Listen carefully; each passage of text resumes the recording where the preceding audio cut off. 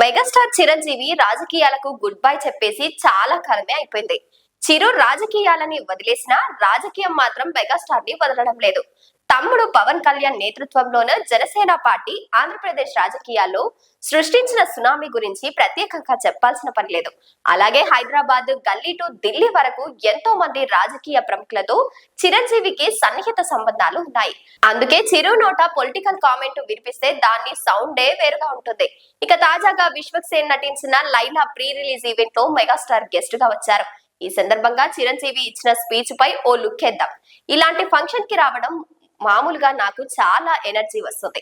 ఎందుకంటే అభిమానుల కేరింతలు, ఇలాంటి యంగ్ హీరోలు, టెక్నీషియన్స్ ఎనర్జీ చూస్తే నాకు ఇంకా ఉత్సాహం అని తెలియజేశారు.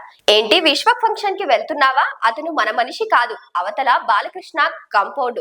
అప్పుడప్పుడు తారక్ అంటాడు. అటు నా చెవిన కొన్ని మాటలు పడ్డాయి. నేను ఒకటే చెప్పా, వేరే వాళ్ళపై అభిమానం ఉండకూడదా? మన మీద ఆప్యాయత ఉండకూడదా? ఉదాహరణకి నా కొడుకే ఉన్నాడు.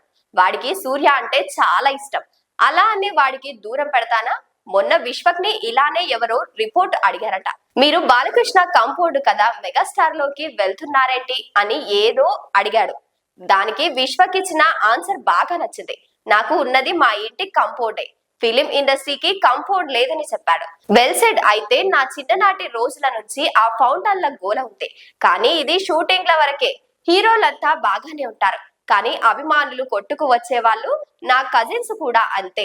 ఒకరు ఎన్టీఆర్, ఇంకొకరు ఏఎన్ఆర్ ఫ్యాన్స్. చిన్నప్పుడు కొట్టుకునే వాళ్ళు, కానీ నేను హీరో అయిన తర్వాత నుంచి అందరి మధ్య సఖ్యత కోసం నా ప్రయత్నాలు నేను చేశాను. అందుకే నాగార్జున, వెంకటేష్, బాలకృష్ణ అందరితో నేను బాగుంటాను.